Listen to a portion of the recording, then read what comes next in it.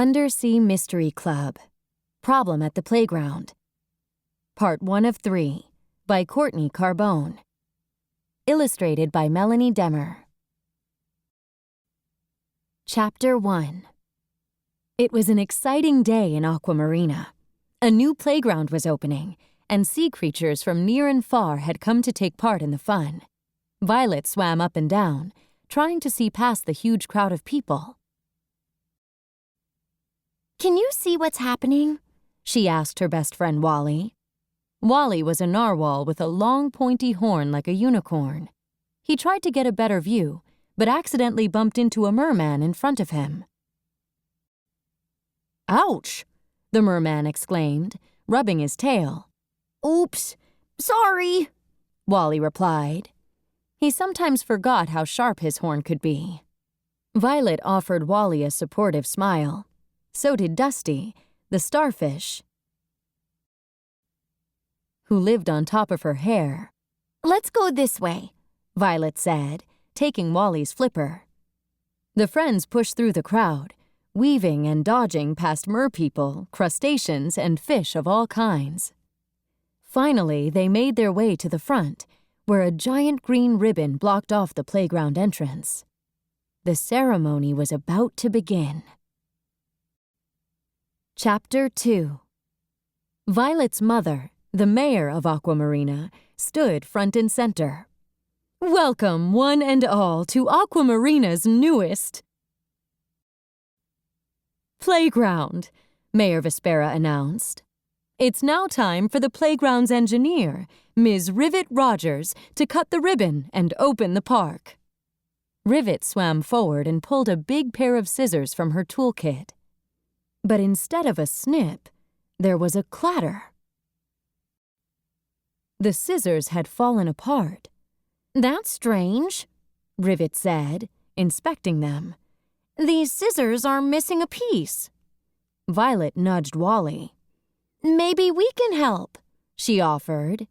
"Yeah," said Dusty. Mayor Vespera smiled down at them. "Wally, will you do the honors?" she asked. Wally blushed. He didn't like being the center of attention, but he did like helping out. With a great swoosh of his horn, he cut the giant ribbon in half. Everyone clapped and cheered. "Aquamarina's new playground is now open," Mayor Vespera exclaimed. Suddenly, a terrible rumbling sound came from inside the park. The clapping and cheering stopped. Everyone looked on in shock as the playground equipment began to fall apart.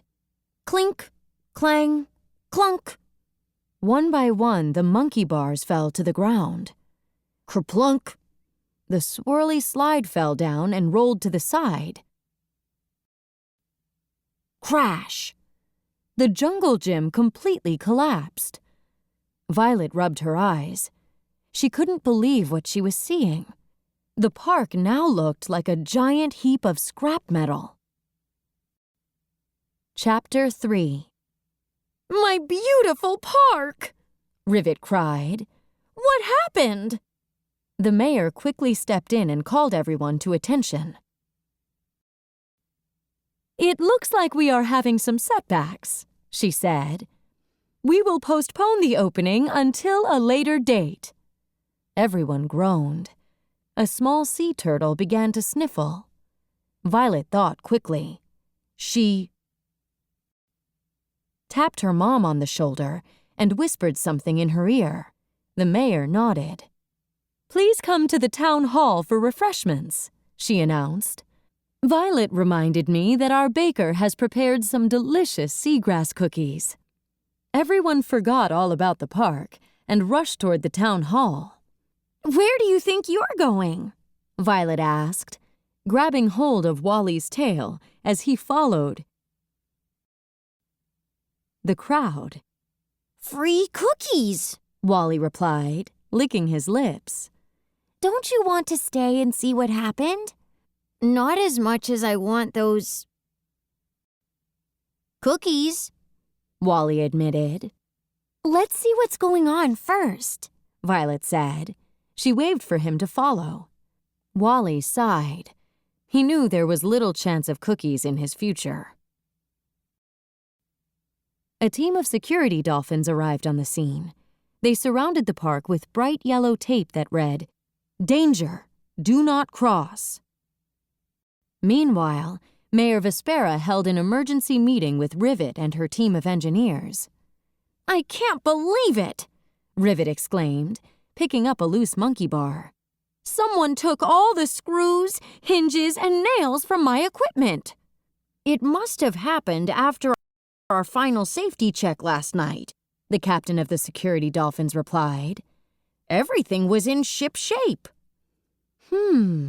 Said the mayor, inspecting the mess. "It's quite a mystery." At the word mystery, Violet's ears perked up.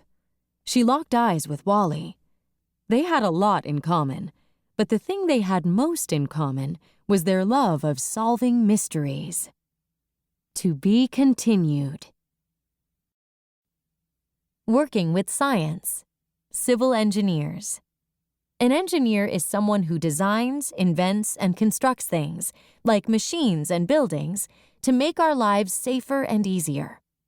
They invent robots, work on new medicines, create computer software, and even build spaceships. Civil engineers like Rivet are able to create large structures like parks and playgrounds. Maybe one day you can become an engineer and build something that helps people too. What caused the problem at the playground? Find out in part 2 of 3.